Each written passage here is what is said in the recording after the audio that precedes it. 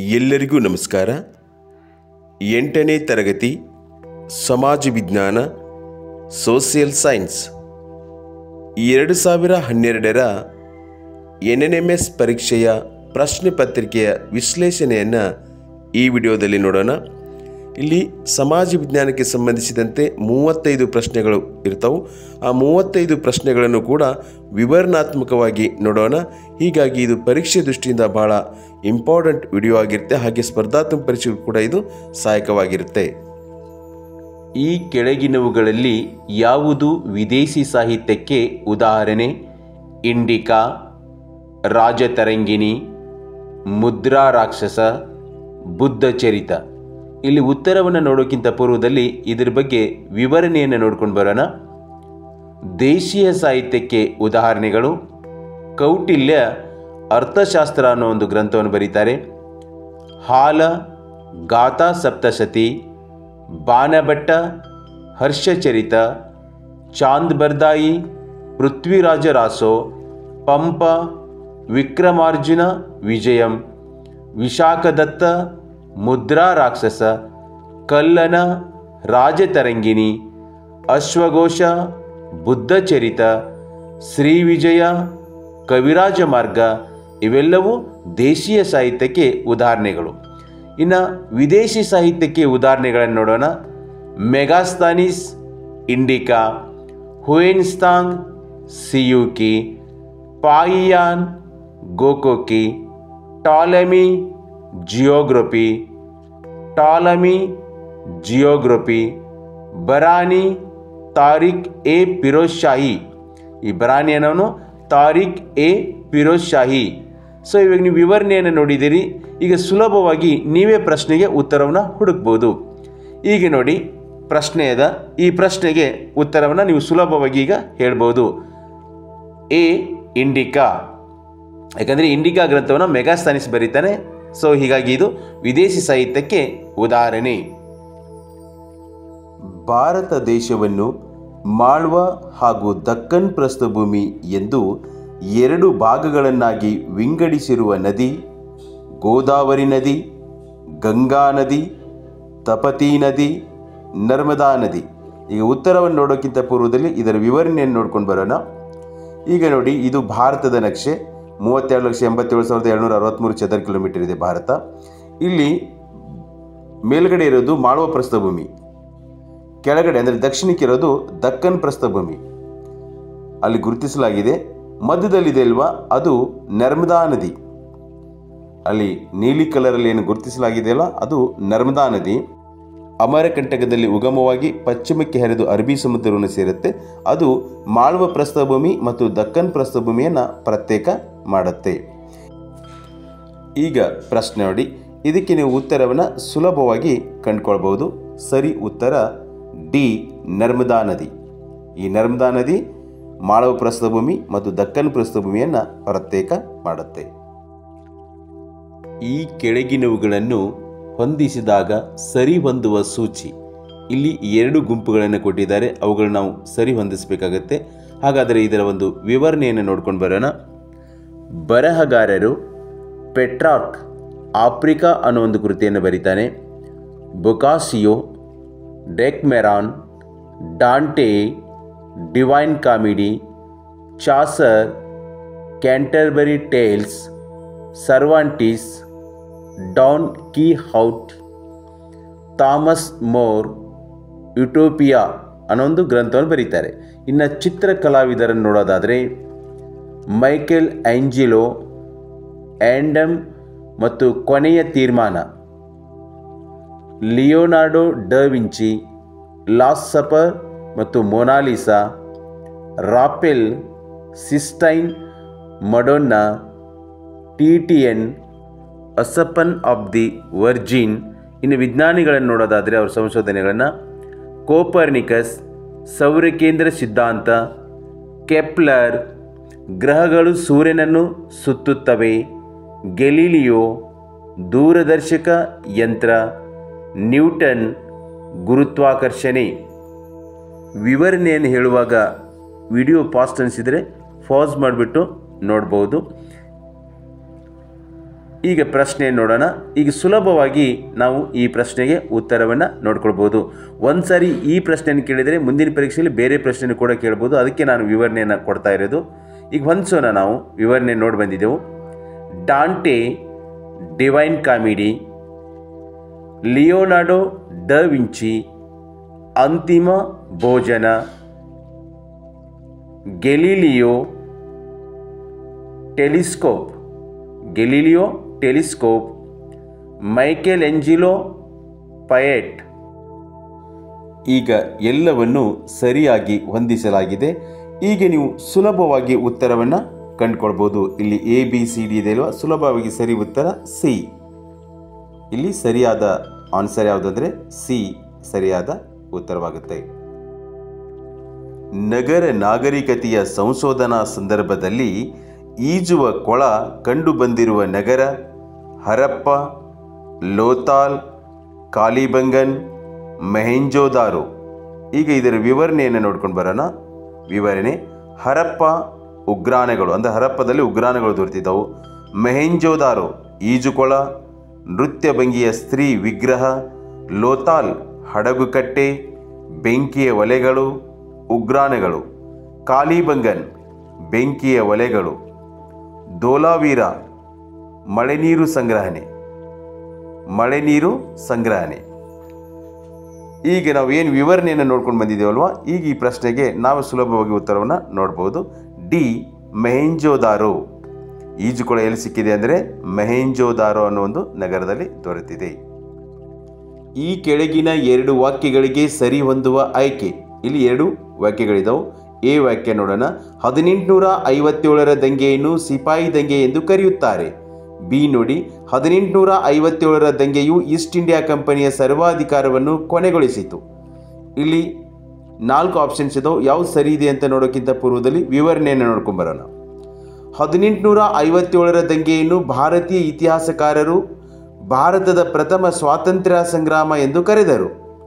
1857ರ ದಂಗೆಯನ್ನು British ಇತಿಹಾಸಕಾರರು ಸಿಪಾಯಿ ದಂಗೆ ಎಂದು ಕರೆದರು. 1857ರ ದಂಗೆಯ ಪರಿಣಾಮಗಳನ್ನು ನೋಡೋಣ. ಈಸ್ಟ್ ಇಂಡಿಯಾ ಕಂಪನಿ ಅಂತ್ಯವಾಯಿತು. ದತ್ತು ಮಕ್ಕಳಿಗೆ ಹಕ್ಕಿಲ್ಲ ನೀತಿ ರದ್ದಾಯಿತು. ಸಾಮ್ರಾಜ್ಯ ವಿಸ್ತರಣೆ ಕೈಬಿಡುವುದು. ಸುಭದ್ರ ಸರ್ಕಾರ ನೀಡುವುದು. ಕಾನೂನು ಮುಂದೆ ಸಮಾನತೆ. ಧಾರ್ಮಿಕ ವಿಷಯಗಳಲ್ಲಿ ಹಸ್ತಕ್ಷೇಪ ಮಾಡುವಂತಿಲ್ಲ. ಅಂದರೆ ಭಾರತೀಯರ ಧಾರ್ಮಿಕ ವಿಷಯಗಳಲ್ಲಿ ಹಸ್ತಕ್ಷೇಪ ಮಾಡುವಂತಿಲ್ಲ. ಭಾರತೀಯರ ಪ್ರೀತಿ, ಬೆಂಬಲ ಮತ್ತು ವಿಶ್ವಾಸ ಅವಶ್ಯವೆಂದು ಬ್ರಿಟಿಷರು ತಿಳಿದರು. ಈಗ ಪ್ರಶ್ನೆ ನೋಡೋಣ. ಈಗ ಉತ್ತರವನ್ನು ನಾವು ಸುಲಭವಾಗಿ ಕಂಡುಕೊಳ್ಬೋದು. ಬಿ ವಾಕ್ಯ ಎ ಮತ್ತು ಬಿ ಸರಿ. ಅಂದರೆ ಇಲ್ಲಿ ಇರ್ತಕ್ಕಂಥ 2 ವಾಕ್ಯಗಳೇನಾಗಿದ್ದಾವೆ ಅಂದ್ರೆ ಸರಿಯಾಗಿದ್ದಾವು.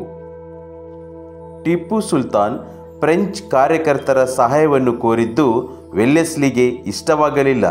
ಕಾರಣ ಟಿಪ್ಪುವಿನ ಸೈನ್ಯವು ಪ್ರಬಲವಾಗುವುದೆಂದು, ಟಿಪ್ಪುವಿಗೆ ಹೋರಾಡುವ ಆತ್ಮವಿಶ್ವಾಸ ಹೆಚ್ಚಾಗುವುದೆಂದು, ತಮ್ಮ ವಿರುದ್ಧ ಯುದ್ಧ ಮಾಡಬಹುದೆಂದು, ಸಹಾಯಕ ಸೈನ್ಯ ಪದ್ಧತಿಯನ್ನು ನಿರಾಕರಿಸಬಹುದೆಂದು. ಉತ್ತರವನ್ನು ನೋಡೋಕ್ಕಿಂತ ಪೂರ್ವದಲ್ಲಿ ವಿವರಣೆಯನ್ನು ನೋಡ್ಕೊಂಡು ಬರೋಣ. 1798ರಲ್ಲಿ ಲಾರ್ಡ್ ವೆಲ್ಲೆಸ್ಲಿ ಭಾರತದ ಗವರ್ನರ್ ಜನರಲ್ ಆಗಿ ನೇಮಕಗೊಂಡನು. 1ನೇ ಆಂಗ್ಲೋ ಮೈಸೂರು ಯುದ್ಧ 1767ರಿಂದ 69 ಮದ್ರಾಸ್ ಒಪ್ಪಂದ. 2ನೇ ಆಂಗ್ಲೋ ಮೈಸೂರು ಯುದ್ಧ 1780ರಿಂದ 84 ಮಂಗಳೂರು ಒಪ್ಪಂದ. 3ನೇ ಆಂಗ್ಲೋ ಮೈಸೂರು ಯುದ್ಧ 1790ರಿಂದ 92 ಶ್ರೀರಂಗಪಟ್ಟಣ ಒಪ್ಪಂದ. 4ನೇ ಆಂಗ್ಲೋ ಮೈಸೂರು ಯುದ್ಧ 1799ರಲ್ಲಿ ನಡೆಯುತ್ತೆ. ಇದು ಕೂಡ ಶ್ರೀರಂಗಪಟ್ಟಣ ಒಪ್ಪಂದದೊಂದಿಗೆ ಮುಕ್ತಾಯವಾಗುತ್ತೆ. ಹಾಗಾದರೆ ಶ್ರೀರಂಗಪಟ್ಟಣ ಒಪ್ಪಂದದ ಷರತ್ತುಗಳನ್ನು ನೋಡೋಣ. ಇಲ್ಲಿ ಶ್ರೀರಂಗಪಟ್ಟಣ ಒಪ್ಪಂದ ಷರತ್ತುಗಳೆಂದರೆ 3ನೇ ಆಂಗ್ಲೋ ಮೈಸೂರು ಯುದ್ಧದ ಮುಕ್ತಾಯಕ್ಕೆ ಕಾರಣವಾಗಿರ್ತಕ್ಕಂಥ ಶ್ರೀರಂಗಪಟ್ಟಣ ಒಪ್ಪಂದ. ಅದು 1792ರಲ್ಲಿ ಆಗುತ್ತೆ. ಅದರ ಒಂದಿಷ್ಟು ಷರತ್ತುಗಳನ್ನು ನೋಡೋಣ. ಟಿಪ್ಪು ತನ್ನ ಅರ್ಧ ರಾಜ್ಯ ಬಿಟ್ಟುಕೊಡುವುದು, ಯುದ್ಧ ನಷ್ಟವಾಗಿ 3 ಕೋಟಿ ರೂಪಾಯಿ ಕೊಡುವುದು, ಗ್ಯಾರಂಟಿಯಾಗಿ ತನ್ನ 2 ಮಕ್ಕಳನ್ನು ಒತ್ತೆ ಇಡುವುದು, ಅಂದರೆ ಬ್ರಿಟಿಷರ ಬಳಿ ಒತ್ತೆ ಇಡುವುದು, ಸೆರೆ ಹಿಡಿದ ಸೈನಿಕರನ್ನು ಬಿಡುವುದು. ಈಗ ಪ್ರಶ್ನೆ ನೋಡಿ, ಸುಲಭವಾಗಿ ಉತ್ತರವನ್ನು ನಾವು ಕಂಡುಕೊಳ್ಬೋದು. ಬಿ. ಟಿಪ್ಪುವಿಗೆ ಹೋರಾಡುವ ಆತ್ಮವಿಶ್ವಾಸ ಹೆಚ್ಚಾಗುವುದೆಂದು. ರೋಮನ್ನರ ಆಳ್ವಿಕೆಯ ಕಾಲದಲ್ಲಿ ಅಭಿವೃದ್ಧಿಯಾದ ಭಾಷೆ Latin, Greek, Portuguese, Spanish. A. Latin. ಭಾರತದ ಮೊಟ್ಟಮೊದಲ ಸಾಮ್ರಾಜ್ಯವಾದ ಮೌರ್ಯ ಸಾಮ್ರಾಜ್ಯದ ಸ್ಥಾಪಕ ಬಿಂದುಸಾರ, ಅಶೋಕ, ಕೌಟಿಲ್ಯ, ಚಂದ್ರಗುಪ್ತ. ಉತ್ತರವನ್ನು ನೋಡೋಕ್ಕಿಂತ ಪೂರ್ವದಲ್ಲಿ ವಿವರಣೆಯನ್ನು ನೋಡ್ಕೊಂಬರೋಣ. ಮೌರ್ಯರು, ಚಂದ್ರಗುಪ್ತ ಅಂದರೆ ಮೌರ್ಯ ಸಾಮ್ರಾಜ್ಯ ಸ್ಥಾಪಕ ಚಂದ್ರಗುಪ್ತ, ಕುಶಾನರು, ಕುಜಲ್ಕಡ್ ಪೀಸಸ್, ಗುಪ್ತರು, ಶ್ರೀಗುಪ್ತ, ವರ್ಧನರು, ಪುಷ್ಯಭೂತಿ, ಶಾತವಾಹನರು, ಸೀಮುಖ, ಕದಂಬರು, ಮಯೂರವರ್ಮ, ಮಯೂರಶರ್ಮ ಅಥವಾ ಮಯೂರವರ್ಮ, ಗಂಗರು, ದಡಿಗ, ಚಾಲುಕ್ಯರು ಅಂದರೆ ಬಾದಾಮಿ ಚಾಲುಕ್ಯರು, ಜಯಸಿಂಹ, ಪಲ್ಲವರು, ಶಿವಸ್ಕಂದವರ್ಮ, ರಾಷ್ಟ್ರಕೂಟರು, ದಂತಿದುರ್ಗ, ಚಾಲುಕ್ಯರು ಅಂದರೆ ಕಲ್ಯಾಣಿ ಚಾಲುಕ್ಯರು, ಎರಡನೇ ತೈಲಪ, ಚೋಳರು, ಕರಿಕಾಲ ಚೋಳ, ಹೊಯ್ಸಳರು, ಸಳ. ಇಲ್ಲಿ ಪ್ರಮುಖವಾದ ಎಲ್ಲ ರಾಜಮನೆತನಗಳ ಸ್ಥಾಪಕರ ಹೆಸರನ್ನು ಕೊಡಲಾಗಿದೆ. ಈಗ ಮೌರ್ಯರ ಬಗ್ಗೆ ಕೇಳಿದರೆ ಮತ್ತೊಂದು ಪರೀಕ್ಷೆಯಲ್ಲಿ ಬೇರೆ ಸಾಮ್ರಾಜ್ಯ ಸ್ಥಾಪಕರನ್ನ ಕೇಳ್ಬೋದು. ಈಗ ಪ್ರಶ್ನೆಗೆ ಉತ್ತರವನ್ನು ನಾವು ಸುಲಭವಾಗಿ ಕಂಡುಕೊಳ್ಬೋದು. ಮೌರ್ಯ ಸಾಮ್ರಾಜ್ಯ ಸ್ಥಾಪಕ ಚಂದ್ರಗುಪ್ತ ಮೌರ್ಯ. ಡಿ. ಚಂದ್ರಗುಪ್ತ. ಚೀನಾ ನಾಗರಿಕತೆ, ಹೋಯೆಂಗೋ ನದಿ, ಈಜಿಪ್ಟ್ ನಾಗರಿಕತೆ ಡ್ಯಾಶ್, ನೈಲ್ ನದಿ, ಯೂಪ್ರಟಿಸ್ ಮತ್ತು ಟೈಗ್ರಿಸ್, ಗಂಗಾ ನದಿ, ಸಿಂಧೂ ನದಿ. ಇಲ್ಲಿ ಉತ್ತರವನ್ನು ನೋಡೋಕ್ಕಿಂತ ಪೂರ್ವದಲ್ಲಿ ವಿವರಣೆಯನ್ನು ನೋಡ್ಕೊಂಬರೋಣ. ಸಾಮಾನ್ಯವಾಗಿ ಎಲ್ಲ ನಾಗರಿಕತೆಗಳು ನದಿ ದಂಡೆಯ ಮೇಲೆ ಬೆಳೆದು ಬರೋದು. ಹರಪ್ಪ ನಾಗರಿಕತೆ ಸಿಂಧೂ ನದಿ ದಂಡೆಯ ಮೇಲೆ ಬೆಳೆದು ಬರುತ್ತೆ. ಈ ಹರಪ್ಪ ನಾಗರಿಕತೆಗೆ ಸಿಂಧೂ ಸರಸ್ವತಿ ನಾಗರಿಕತೆ ಅಂತಲೂ ಕೂಡ ಕರೀತಾರೆ. ಈಜಿಪ್ಟ್ ನಾಗರಿಕತೆ ನೈಲ್ ನದಿ, ಮೆಸೊಪೊಟೇಮಿಯಾ ನಾಗರಿಕತೆ ಯೂಪ್ರಟಿಸ್ ಮತ್ತು ಟೈಗ್ರಿಸ್, ಚೀನಾ ನಾಗರಿಕತೆ ಹವಾಂಗೋ ನದಿ. ಈಗ ಪ್ರಶ್ನೆಗೆ ಉತ್ತರವನ್ನು ಸುಲಭವಾಗಿ ಕಂಡುಕೊಳ್ಬೋದು. ಚೀನಾ ನಾಗರಿಕತೆ ಹುವಾಂಗೋ ನದಿ ಆದರೆ ಈಜಿಪ್ಟ್ ನಾಗರಿಕತೆ ನೈಲ್ ನದಿ. ಎ. ನೈಲ್ ನದಿ. ಆಸೆಯ ವಿಮುಕ್ತಿಗಾಗಿ ಅಷ್ಟಾಂಗಿಕ ಮಾರ್ಗವನ್ನು ಬೋಧಿಸಿದವರು ಪಾರ್ಶ್ವನಾಥ, ವರ್ಧಮಾನ್ ಮಹಾವೀರ, ಗೌತಮ ಬುದ್ಧ, ಋಷಭ ಅಂದರೆ ಋಷಭನಾಥ. ಇಲ್ಲಿ ಉತ್ತರವನ್ನು ನೋಡೋಕ್ಕಿಂತ ಪೂರ್ವದಲ್ಲಿ ವಿವರಣೆಯನ್ನು ನೋಡ್ಕೊಂಬರೋಣ. ಗೌತಮ ಬುದ್ಧ ಬೌದ್ಧ ಧರ್ಮದ ಸ್ಥಾಪಕ. ಮೊದಲ ಹೆಸರು ಸಿದ್ಧಾರ್ಥ. ತಂದೆ ಶುದ್ಧೋಧನ, ತಾಯಿ ಮಾಯಾದೇವಿ, ಮಲತಾಯಿ ಪ್ರಜಾಪತಿ ಗೌತಮಿ, ಜನ್ಮಸ್ಥಳ ಲುಂಬಿನಿ. ಬುದ್ಧನು ತನ್ನ ಮೊದಲ ಪ್ರವಚನವನ್ನು ಸಾರನಾಥದ ಜಿಂಕೆವನದಿಂದ ಆರಂಭಿಸಿದನು. ಇದನ್ನು ಧರ್ಮಚಕ್ರ ಪ್ರವರ್ತನ ಎನ್ನುವರು. ತ್ರಿಪಿಟಕಗಳನ್ನು ತ್ರಿರತ್ನಗಳೆನ್ನುವರು. ವಿನಯ ಪೀಠಕ, ಸುತ್ತ ಪೀಠಕ, ಅಭಿಧಮ್ಮ ಪೀಠಕ ಅಂತ ತಿಳ್ಕೊಂಡು 3 ಪೀಠಕಗಳಿದ್ದಾವೆ. ಬುದ್ಧನು ದುಃಖವನ್ನು ನಿವಾರಿಸಲು ಅಷ್ಟಾಂಗ ಮಾರ್ಗ ಬೋಧಿಸಿದನು. ಆ ಅಷ್ಟಾಂಗ ಮಾರ್ಗಗಳು ಯಾವುವು ಅಂದರೆ ಒಳ್ಳೆಯ ನಂಬಿಕೆ, ಒಳ್ಳೆಯ ಆಲೋಚನೆ, ಒಳ್ಳೆಯ ನಡತೆ, ಒಳ್ಳೆಯ ಮಾತು, ಒಳ್ಳೆಯ ಪ್ರಯತ್ನ, ಒಳ್ಳೆಯ ಧ್ಯಾನ, ಒಳ್ಳೆಯ ವಿಚಾರ, ಒಳ್ಳೆಯ ಜೀವನೋಪಾಯ. ಈಗ ಉತ್ತರವನ್ನು ಸುಲಭವಾಗಿ ಕಂಡುಕೊಳ್ಬೋದು. ಅಷ್ಟಾಂಗಿಕ ಮಾರ್ಗವನ್ನು ಬೋಧಿಸಿದವರು ಗೌತಮ ಬುದ್ಧ. ಸಿ.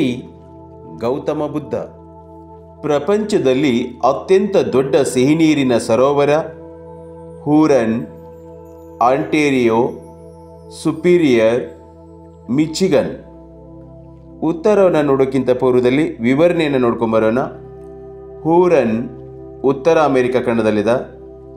ಆಂಟೇರಿಯೋ ಉತ್ತರ ಅಮೆರಿಕ, ಸುಪೀರಿಯರ್ ಉತ್ತರ ಅಮೆರಿಕ, ಮಿಚಿಗನ್ ಉತ್ತರ ಅಮೆರಿಕ. ಪ್ರಪಂಚದಲ್ಲಿ ದೊಡ್ಡ ಸರೋವರ ಕ್ಯಾಸ್ಪಿಯನ್ ಸರೋವರ. ಪ್ರಪಂಚದಲ್ಲಿ ಆಳವಾದ ಸರೋವರ ಬೈಕಲ್ ಸರೋವರ. ಪ್ರಪಂಚದಲ್ಲಿ ಆಳವಾದ ಸರೋವರ ಬೈಕಲ್ ಸರೋವರ. ಈಗ ಉತ್ತರವನ್ನು ನೋಡೋಣ. C superior. ಪ್ರಪಂಚದಲ್ಲಿ ಅತ್ಯಂತ ದೊಡ್ಡ ಸಿಹಿನೀರಿನ ಸರೋವರ ಸುಪೀರಿಯರ್ ಸರೋವರ. ಕೋಸಿಯುಸ್ಕೋಗೆ ಸಂಬಂಧಿಸಿದಂತೆ ಈ ಕೆಳಗಿನ ಯಾವ ಹೇಳಿಕೆ ಸರಿಯಾಗಿದೆ? ಇದು ಅತಿ ದೊಡ್ಡ ಉಪ್ಪು ನೀರಿನ ಸರೋವರವಾಗಿದೆ. ಇದು ಅತಿ ಎತ್ತರದ ಶಿಖರವಾಗಿದೆ. ಇದು ಅತಿ ದೊಡ್ಡ ನದಿಮುಖಜ ಭೂಮಿಯಾಗಿದೆ. ಇದು ಒಂದು ಆರ್ಟಿಸಿಯನ್ ಬಾವಿಯಾಗಿದೆ. ವಿವರಣೆಯನ್ನು ನೋಡೋಣ. ಪ್ರಪಂಚದ ಅತಿ ಎತ್ತರವಾದ ಶಿಖರ ಮೌಂಟ್ ಎವರೆಸ್ಟ್. ಏಷ್ಯಾ ಖಂಡದಲ್ಲಿ ಅತಿ ಎತ್ತರವಾದ ಶಿಖರ ಮೌಂಟ್ ಎವರೆಸ್ಟ್. ಆಫ್ರಿಕಾ ಖಂಡದಲ್ಲಿ ಅತಿ ಎತ್ತರವಾದ ಶಿಖರ ಕಿಲಿಮಂಜಾರೋ. ಯುರೋಪ್ ಖಂಡದಲ್ಲಿ ಅತಿ ಎತ್ತರವಾದ ಶಿಖರ ಮೌಂಟ್ ಎಲ್ಬ್ರಸ್. ಉತ್ತರ ಅಮೆರಿಕ ಖಂಡದಲ್ಲಿ ಅತಿ ಎತ್ತರವಾದ ಶಿಖರ ಡೆನಾಲಿ. ದಕ್ಷಿಣ ಅಮೆರಿಕ ಖಂಡದಲ್ಲಿ ಅತಿ ಎತ್ತರವಾದ ಶಿಖರ ಮೌಂಟ್ ಅಕೋನ್ಗುವಾ. ಆಸ್ಟ್ರೇಲಿಯಾದ ಅತಿ ಎತ್ತರವಾದ ಶಿಖರ ಕೋಸಿಯುಸ್ಕೋ.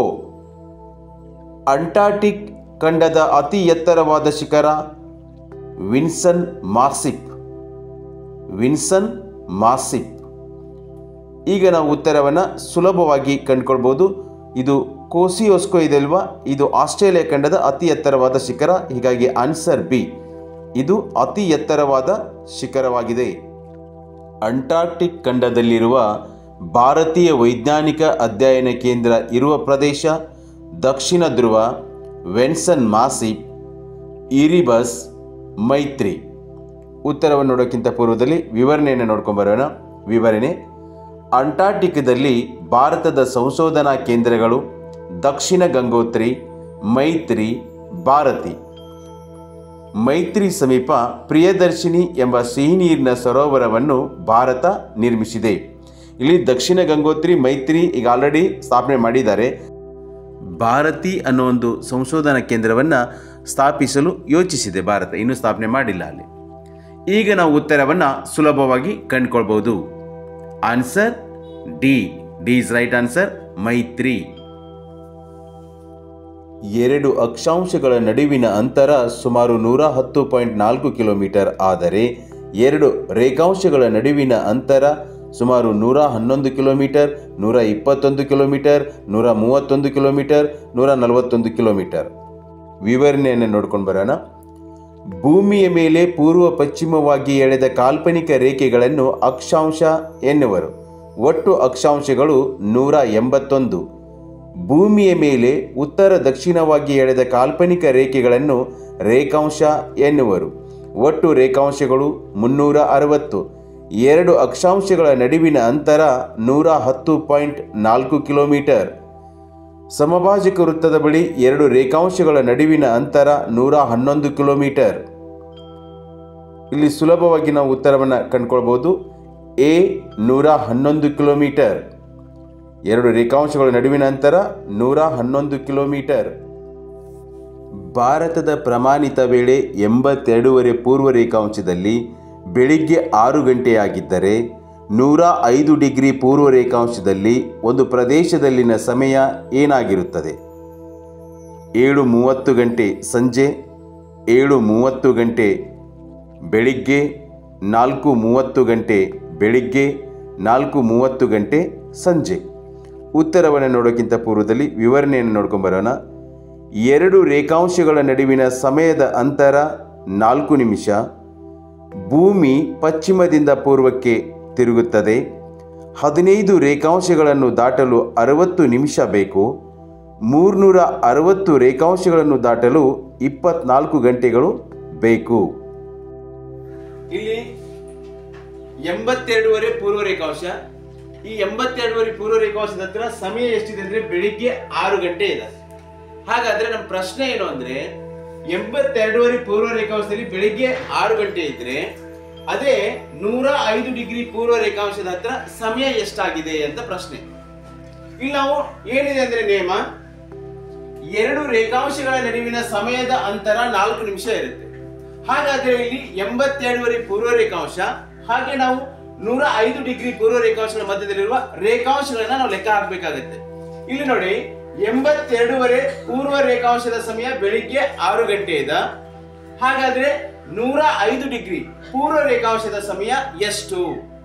ಇಲ್ಲಿ ಎಷ್ಟು ವ್ಯತ್ಯಾಸ ಇದೆ? 82 ಪೂರ್ವ ರೇಖಾಂಶಕ್ಕೂ ಮತ್ತು 105 ಡಿಗ್ರಿ ಪೂರ್ವ ರೇಖಾಂಶದ ಮಧ್ಯದಲ್ಲಿರುವ ರೇಖಾಂಶದ ವ್ಯತ್ಯಾಸ ಎಷ್ಟಿದೆ ಅಂದ್ರೆ 22.5 ಇದೆ. ಹಾಗಾದ್ರೆ ಇಲ್ಲಿ 22.5 ಇಂಟು 4 ಮಾಡಬೇಕು. ಇಂಟು 4 ಮಾಡಿದ್ರೆ ಎಷ್ಟು ಬರುತ್ತೆ? 90 ಬರುತ್ತೆ. ಅಂದ್ರೆ 90 ನಿಮಿಷ ಬರುತ್ತೆ. ಹೀಗಾಗಿ ನಾವು ಈಗ ಆಲ್ರೆಡಿ ಈ ಕಡೆ ಸೂರ್ಯ ಈ ಕಡೆ ಹೋಗುತ್ತಾ ಇರೋದ್ರಿಂದ ನಾವು 90 ನಿಮಿಷನ ಪ್ಲಸ್ ಮಾಡಬೇಕು. ಅರ್ಥ ಆಯ್ತಲ್ಲ?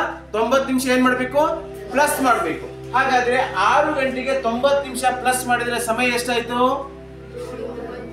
7 ಗಂಟೆ 30 ನಿಮಿಷ ಬೆಳಿಗ್ಗೆ. ಅಂದ್ರೆ ಇಲ್ಲಿ 6 ಗಂಟೆ ಆದ್ರೆ 82 ಪೂರ್ವ ರೇಖಾಂಶದ ಮೇಲೆ ಬೆಳಿಗ್ಗೆ 6 ಗಂಟೆ ಆದ್ರೆ 105 ಡಿಗ್ರಿ ಪೂರ್ವ ರೇಖಾಂಶದ ಮೇಲೆ ಸಮಯ ಎಷ್ಟಾಗಿರುತ್ತೆ? ಬೆಳಿಗ್ಗೆ 7 ಗಂಟೆ 30 ನಿಮಿಷ ಆಗಿರುತ್ತೆ. ಯಾಕೆ ಅಂತಂದ್ರೆ ಇಲ್ಲಿ 22.5 ರೇಖಾಂಶಗಳಿಂದ ಅಂತರ ಇದೆ. ಒಂದು ರೇಖಾಂಶದಿಂದ ಮತ್ತೊಂದು ರೇಖಾಂಶದ ಸಮಯದ ಅಂತರ ಎಷ್ಟಿರುತ್ತೆ? 4 ನಿಮಿಷ ಇರುತ್ತೆ. ಈಗ ಉತ್ತರವನ್ನ ಸುಲಭವಾಗಿ ಕಂಡುಕೊಳ್ಬಹುದು. ಬಿ 7:30 ಗಂಟೆ ಬೆಳಿಗ್ಗೆ. ಕೆಂಪು ಮಣ್ಣು ಕೆಂಪಾಗಿರಲು ಕಾರಣ ಅದರಲ್ಲಿನ ಕಬ್ಬಿಣದ ಆಕ್ಸೈಡ್. ಇದು ಈ ಶಿಥಿಲೀಕರಣಕ್ಕೆ ಉದಾಹರಣೆಯಾಗಿದೆ. ಯಾಂತ್ರಿಕ ಶಿಥಿಲೀಕರಣ, ಜೈವಿಕ ಶಿಥಿಲೀಕರಣ, ರಾಸಾಯನಿಕ ಶಿಥಿಲೀಕರಣ, ಯಾಂತ್ರಿಕ ಮತ್ತು ಜೈವಿಕ ಶಿಥಿಲೀಕರಣ. ಉತ್ತರವನ್ನು ನೋಡೋಕ್ಕಿಂತ ಪೂರ್ವದಲ್ಲಿ ವಿವರಣೆಯನ್ನು ನೋಡ್ಕೊಂಡು ಬರೋಣ. ಮೆಕ್ಕಲು ಮಣ್ಣು ನದಿಗಳು, ಪರ್ವತ ಪ್ರದೇಶಗಳಿಂದ ಹೊತ್ತು ತಂದು ಸಂಚಯಿಸಿರುವ ಮಣ್ಣಿಗೆ ಮೆಕ್ಕಲು ಮಣ್ಣು ಎನ್ನುವರು. ಇದು ಫಲವತ್ತಾಗಿರುತ್ತದೆ. ಕಪ್ಪು ಮಣ್ಣು, ಇವುಗಳಿಗೆ ರೇಗೂರ್ ಮಣ್ಣು ಅಂತಲೂ ಕೂಡ ಕರೀತಾರೆ. ಹಾಗೆ ಡೆಕ್ಕನ್ ಟ್ರಾಪ್ ಅಂತ ಕರೀತಾರೆ. ಅಗ್ನಿಶಿಲೆಗಳ ಶಿಥಿಲೀಕರಣ ತೇವಾಂಶವನ್ನು ಹಿಡಿದಿಟ್ಟುಕೊಳ್ಳುತ್ತದೆ. ಹತ್ತಿ, ಜೋಳ, ಗೋಧಿಗಳಿಗೆ ಸೂಕ್ತ. ಕೆಂಪು ಮಣ್ಣು ಸ್ಫಟಿಕ ಶಿಲೆಗಳ ಶಿಥಿಲೀಕರಣ ತೇವಾಂಶವನ್ನು ಹಿಡಿದಿಟ್ಟುಕೊಳ್ಳುವುದಿಲ್ಲ. ರಾಗಿ, ಹೊಗೆಸೊಪ್ಪು, ಎಣ್ಣೆಕಾಳುಗಳಿಗೆ ಸೂಕ್ತ. ಜಂಬಿಟ್ಟಿಗೆ ಮಣ್ಣು, ಇದಕ್ಕೆ ಲ್ಯಾಟ್ರೈಟ್ ಮಣ್ಣು ಅಂತಲೂ ಕೂಡ ಕರೀತಾರೆ. ಹೆಚ್ಚು ಮಳೆ ಬೀಳುವ ಮತ್ತು ಹೆಚ್ಚು ಉಷ್ಣಾಂಶವಿರುವ ಪ್ರದೇಶಗಳಲ್ಲಿ ಈ ಮಣ್ಣು ಕಂಡುಬರುತ್ತದೆ. ಮಣ್ಣಿನಲ್ಲಿ ಕಬ್ಬಿಣದ ಆಕ್ಸೈಡ್ ಮತ್ತು ಅಲ್ಯೂಮಿನಿಯಂಗಳು ಇರುತ್ತವೆ. ಚಹಾ, ಕಾಫಿ ಮತ್ತು ತೋಟಗಾರಿಕೆ ಬೆಳೆಗಳಿಗೆ ಸೂಕ್ತ. ಮರುಭೂಮಿ ಮಣ್ಣು ಅತಿ ಕಡಿಮೆ ಮಳೆ ಮತ್ತು ಅಧಿಕ ಉಷ್ಣಾಂಶದ ಪ್ರದೇಶದಲ್ಲಿ ಮರಳು ಮಣ್ಣು ನಿರ್ಮಾಣಗೊಳ್ಳುತ್ತದೆ. ಸಜ್ಜೆ, ಖರ್ಜೂರಗಳಿಗೆ ಸೂಕ್ತ. ರಾಜಸ್ಥಾನದಲ್ಲಿ ಥಾರ್ ಮರುಭೂಮಿ ಇದೆ. ಪರ್ವತ ಮಣ್ಣು ಕೊಳೆತ ಜೈವಿಕಾಂಶಗಳನ್ನು ಅಧಿಕ ಪ್ರಮಾಣದಲ್ಲಿ ಈ ಮಣ್ಣು ಹೊಂದಿದೆ. ಸಾರಜನಕ ಮತ್ತು ಸಾವಯವ ಅವಶೇಷಗಳನ್ನು ಹೊಂದಿದೆ. ಚಹಾ, ಕಾಫಿ, ಸಾಂಬಾರ್ ಪದಾರ್ಥಗಳು ಮತ್ತು ಹಣ್ಣುಗಳಿಗೆ ಸೂಕ್ತ. ಈಗ ಉತ್ತರವನ್ನು ನೋಡೋಣ. ಸಿ ರಾಸಾಯನಿಕ ಶಿಥಿಲೀಕರಣ. ಭೂಮಿಯ ವ್ಯಾಸವು ಚಂದ್ರನ ವ್ಯಾಸಕ್ಕಿಂತ ಸುಮಾರು 4 ಪಟ್ಟು ದೊಡ್ಡದಾಗಿದೆ ಹಾಗೂ ಸೂರ್ಯನಿಗಿಂತ 107 ಪಟ್ಟು ಚಿಕ್ಕದಾಗಿದೆ. ಅಂದರೆ ಚಂದ್ರನ ವ್ಯಾಸವು ಸೂರ್ಯನಿಗಿಂತ 428 ಪಟ್ಟು ಚಿಕ್ಕದಾಗಿದೆ, ಭೂಮಿಗಿಂತ 107 ಪಟ್ಟು ಚಿಕ್ಕದಾಗಿದೆ. ಸೂರ್ಯನಿಗಿಂತ 428 ಪಟ್ಟು ದೊಡ್ಡದಾಗಿದೆ, ಭೂಮಿಗಿಂತ 107 ಪಟ್ಟು ದೊಡ್ಡದಾಗಿದೆ. ಆನ್ಸರ್ ಎ ಸೂರ್ಯನಿಗಿಂತ 428 ಪಟ್ಟು ಚಿಕ್ಕದಾಗಿದೆ. ಆರ್ಕ್ಟಿಕ್ ಸಾಗರವು ಅತಿ ಚಿಕ್ಕದು ಮತ್ತು ಕಡಿಮೆ ಆಳ ಹೊಂದಿದೆ. ಆದರೆ ಅತಿ ದೊಡ್ಡ ಮತ್ತು ಆಳವುಳ್ಳ ಸಾಗರ ಡ್ಯಾಶ್. ಹಿಂದೂ ಮಹಾಸಾಗರ, ಅಟ್ಲಾಂಟಿಕ್ ಸಾಗರ, ಆರ್ಕ್ಟಿಕ್ ಸಾಗರ, ಪೆಸಿಫಿಕ್ ಸಾಗರ. ವಿವರಣೆಯನ್ನು ನೋಡ್ಕೊಂಡು ಬರೋಣ. ಅತ್ಯಂತ ದೊಡ್ಡ ಸಾಗರ ಪೆಸಿಫಿಕ್ ಮಹಾಸಾಗರ. ಅತ್ಯಂತ ಚಿಕ್ಕ ಸಾಗರ ಆರ್ಕ್ಟಿಕ್ ಮಹಾಸಾಗರ. ಪೆಸಿಫಿಕ್ ಮಹಾಸಾಗರದ ಆಳವಾದ ತಗ್ಗು ಚಾಲೆಂಜರ್ ತಗ್ಗು. ತ್ರಿಕೋನಾಕಾರದಲ್ಲಿರುವ ಸಾಗರ ಪೆಸಿಫಿಕ್ ಮಹಾಸಾಗರ. ಇಂಗ್ಲಿಷ್ ಎಸ್ ಆಕಾರದ ಸಾಗರ ಅಟ್ಲಾಂಟಿಕ್ ಮಹಾಸಾಗರ. ಇಂಗ್ಲಿಷ್ ಎಂ ಆಕಾರದ ಸಾಗರ ಹಿಂದೂ ಮಹಾಸಾಗರ. ಇಂಗ್ಲಿಷ್ ಯು ಆಕಾರದ ಸಾಗರ ಆರ್ಕ್ಟಿಕ್ ಮಹಾಸಾಗರ. ಹೆಚ್ಚು ಲವಣತೆ ಹೊಂದಿರುವ ಸಾಗರ ಅಟ್ಲಾಂಟಿಕ್ ಮಹಾಸಾಗರ. ಅತ್ಯಂತ ದೊಡ್ಡ ದ್ವೀಪ ಗ್ರೀನ್ಲ್ಯಾಂಡ್. ಅತ್ಯಂತ ಚಿಕ್ಕ ದ್ವೀಪ ನೌರಾ. ಪ್ರಪಂಚದ ದೆವ್ವದ ಮನೆ ಬರ್ಮುಡಾ ಟ್ರಯಾಂಗಲ್. ಇದು ಉತ್ತರ ಅಟ್ಲಾಂಟಿಕ್ ಸಾಗರದ ಪಶ್ಚಿಮ ಭಾಗದಲ್ಲಿ ಕಂಡುಬರುತ್ತದೆ. ಭೂಮಿಯ ಗುರುತ್ವಾಕರ್ಷಣೆ ಹೆಚ್ಚಿದೆ. ಈಗ ಈ ಪ್ರಶ್ನೆಗೆ ಉತ್ತರವನ್ನು ನಾವು ಸುಲಭವಾಗಿ ಕಂಡುಕೊಳ್ಬೋದು. ಡಿ, ಪೆಸಿಫಿಕ್ ಸಾಗರ. ಅತಿ ದೊಡ್ಡ ಮತ್ತು ಆಳವುಳ್ಳ ಸಾಗರ ಯಾವುದಂದರೆ ಪೆಸಿಫಿಕ್ ಸಾಗರ. ಭಾರತವು 6 ಡಿಗ್ರಿ ಉತ್ತರದಿಂದ 37 ಡಿಗ್ರಿ ಉತ್ತರ ಅಕ್ಷಾಂಶಗಳ ನಡುವೆ ಹಬ್ಬಿದೆ. ಆದುದರಿಂದ ಭಾರತವು ಈ ಕೆಳಗಿನ ಯಾವ ವಲಯಗಳಲ್ಲಿ ಹಬ್ಬಿದೆ? ಉಷ್ಣವಲಯ ಮತ್ತು ಸಮಶೀತೋಷ್ಣ ವಲಯ, ಸಮಶೀತೋಷ್ಣ ವಲಯ ಮತ್ತು ಶೀತವಲಯ, ಉಷ್ಣವಲಯ ಮತ್ತು ಶೀತವಲಯ, ಉಷ್ಣವಲಯ. ಉತ್ತರವನ್ನು ನೋಡೋಕ್ಕಿಂತ ಪೂರ್ವದಲ್ಲಿ ವಿವರಣೆಯನ್ನು ನೋಡ್ಕೊಂಡು ಬರೋಣ. ನೋಡಿ, ಇದು ಭೂಮಿ. ಈ ಭೂಮಿಯ ಮೇಲೆ ನಾವು 3 ವಲಯಗಳನ್ನು ಮಾಡಿಕೊಂಡಿದ್ದೇವೆ. ಒಂದು ಉಷ್ಣವಲಯ, ಇನ್ನೊಂದು ಸಮಶೀತೋಷ್ಣ ವಲಯ, ಹಾಗೆ ಶೀತ ವಲಯ. ಹಾಗಾದ್ರೆ ನಮ್ಮ ಭಾರತ ದೇಶ ಯಾವ ವಲಯದಲ್ಲಿ ಬರುತ್ತೆ? ನೋಡಿ, ಭಾರತ ದೇಶ ಇಲ್ಲಿ ಬರುತ್ತೆ. ನೀವು ನೋಡ್ತಾ ಇದ್ದೀರಿ, ಈ ಭೂಮಿಯ ಒಂದು ಗ್ಲೋಬ್ ಅಲ್ಲಿ ಭಾರತ ದೇಶ ಇಲ್ಲಿ ಬರುತ್ತೆ. ಅಂದರೆ ಭಾರತ ದೇಶ ಉತ್ತರ ಗೋಳಾರ್ಧದ ಪೂರ್ವ ಭಾಗದಲ್ಲಿ ಬರುತ್ತೆ. ಹಾಗಾದ್ರೆ ಯಾವ ವಲಯದಲ್ಲಿ ಬರುತ್ತೆ? ನೋಡಿ, ಈ ಭೂಮಿಯ ಮಧ್ಯದಲ್ಲಿರುವ ಈ 0 ಡಿಗ್ರಿ ಇದೆ ಅಲ್ವಾ, ಇದು ನಾವು ಸಮಭಾಜಕ ರೇಖೆ ಅಥವಾ ಸಮಭಾಜಕ ವೃತ್ತ ಅಂತ ಕರೀತೇವೆ. ಹಾಗೆ ಈ ಸಮಭಾಜಕ ರೇಖೆಯಿಂದ ಮೇಲ್ಗಡೆ ಇರೋದನ್ನ ನಾವು ಉತ್ತರಾರ್ಧ ಗೋಳ ಅಂತ ಕರಿತೇವೆ, ದಕ್ಷಿಣಕ್ಕಿರೋದನ್ನ ದಕ್ಷಿಣಾರ್ಧ ಗೋಳ ಅಂತ ಕರಿತೇವೆ. ಇಲ್ಲಿ ದಿಕ್ಕುಗಳನ್ನು ನೋಡೋದಾದ್ರೆ ಇದು ಪೂರ್ವ, ಪಶ್ಚಿಮ, ಉತ್ತರ, ದಕ್ಷಿಣ, ಈಶಾನ್ಯ, ಆಗ್ನೇಯ, ನೈಋತ್ಯ, ವಾಯುವ್ಯ. ಈ ಸಮಭಾಜಕ ರೇಖೆಯಿಂದ ಮೇಲ್ಗಡೆ ಇರೋದು ಉತ್ತರ ಗೋಳಾರ್ಧ. ಹಾಗೆ ಉತ್ತರ ಗೋಳಾರ್ಧದಲ್ಲಿ 23.5 ಅಕ್ಷಾಂಶ ಏನಿದೆ ಅಲ್ವಾ, ಇದನ್ನ ನಾವು ಕರ್ಕಾಟಕ ಸಂಕ್ರಾಂತಿ ವೃತ್ತ ಅಂತ ಕರಿತೇವೆ. ಇದು ಭಾರತದ ಮಧ್ಯದಲ್ಲಿ ಹಾದು ಹೋಗುತ್ತೆ. ಹೆಚ್ಚು ಕಡಿಮೆ ಇದು ಭಾರತವನ್ನ ಉತ್ತರ ಮತ್ತು ದಕ್ಷಿಣವಾಗಿ ವಿಭಾಗ ಮಾಡುತ್ತೆ. ಹಾಗೆ ದಕ್ಷಿಣ ಗೋಳಾರ್ಧದಲ್ಲಿ ನಾವು 23.5 ಅಕ್ಷಾಂಶವನ್ನ ಹೇಳ್ತೇವೆ. ಅದನ್ನು ನಾವು ಮಕರ ಸಂಕ್ರಾಂತಿ ವೃತ್ತ ಅಂತ ಕರಿತೇವೆ. ಉತ್ತರದಲ್ಲಿ ಕರ್ಕಾಟಕ ಸಂಕ್ರಾಂತಿ ವೃತ್ತದಿಂದ ಮಕರ ಸಂಕ್ರಾಂತಿ ವೃತ್ತದ ಮಧ್ಯದಲ್ಲಿರುವ ಈ ಭಾಗವನ್ನು ನಾವೇನಂತ ಕರಿತೇವೆ ಅಂದ್ರೆ ಉಷ್ಣವಲಯ ಅಂತ ಕರಿತೇವೆ. ಯಾಕೆಂದ್ರೆ ಇಲ್ಲಿ ಸೂರ್ಯನ ನೇರವಾದ ಕಿರಣಗಳು ಬೀಳ್ತಾವೆ. ಆ ನಂತರ ಈ ಕರ್ಕಾಟಕ ಸಂಕ್ರಾಂತಿ ವೃತ್ತದಿಂದ ಉತ್ತರ ಉಪಧ್ರುವೀಯ ವೃತ್ತ, ಅಂದ್ರೆ ಈ ಉತ್ತರಕ್ಕಿರ್ತಕ್ಕಂಥ 66.5 ಅಕ್ಷಾಂಶ ಏನಿದೆ ಅಲ್ವಾ, ಡಿಗ್ರಿ ಅಕ್ಷಾಂಶವನ್ನ ನಾವೇನಂತ ಕರಿತೇವೆ? ಉತ್ತರ ಉಪಧ್ರುವೀಯ ವೃತ್ತ ಅಂತ ಕರಿತೇವೆ. ಇಲ್ಲಿ ಸೂರ್ಯನ ಕಿರಣಗಳು ಓರೆಯಾಗಿ ಬೀಳ್ತಾವೆ. ಸೂರ್ಯನ ಕಿರಣಗಳು ಓರೆಯಾಗಿ ಬೀಳೋದ್ರಿಂದ ಇದನ್ನು ಸಮಶೀತೋಷ್ಣ ವಲಯ ಅಂತ ಕರಿತೇವೆ. ಇದು ಉತ್ತರ ಭಾಗದಲ್ಲಿರೋದ್ರಿಂದ ಇದನ್ನು ಉತ್ತರ ಸಮಶೀತೋಷ್ಣ ವಲಯ ಅಂತ ಕರಿತೇವೆ.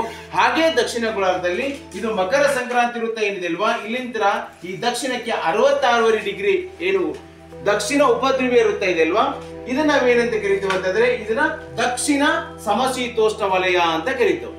ಆ ನಂತರ ಈ ಉತ್ತರ ಉಪಧ್ರುವೀಯ ವೃತ್ತದಿಂದ ಇದನ್ನ ನಾವು ಉತ್ತರ ಧ್ರುವ ಅಂತ ಕರಿತೇವೆ. ಇದನ್ನ ನಾವು ದಕ್ಷಿಣ ಧ್ರುವ ಅಂತ ಕರಿತೀವಿ. ಜಸ್ಟ್ ಇದೊಂದು ಪಾಯಿಂಟ್ ಇದ್ದಾಗೆ, ಇಲ್ಲೂ ಕೂಡ ಒಂದು ಪಾಯಿಂಟ್ ಇದ್ದಂಗೆ. ಇದನ್ನ 66.5 ಡಿಗ್ರಿ ಉತ್ತರ ಅಕ್ಷಾಂಶದಿಂದ ಈ ಉತ್ತರ ಧ್ರುವದ ಮಧ್ಯದಲ್ಲಿರ್ತಕ್ಕಂಥ ಭಾಗವನ್ನು ನಾವು ಶೀತ ವಲಯ ಅಂತ ಕರಿತೇವೆ. ಬಹಳ ತಂಪಾಗಿರುತ್ತೆ, ಅಲ್ಲಿ ಹೆಚ್ಚು ಕಡಿಮೆ ಇಲ್ಲಿ ಹಿಮದಿಂದ ಆವೃತವಾಗಿರುತ್ತೆ. ಇದು ಉತ್ತರ ಭಾಗದಲ್ಲಿ ಇರೋದ್ರಿಂದ ಇದನ್ನು ಉತ್ತರ ಶೀತ ವಲಯ ಅಂತ ಕರಿತೇವೆ.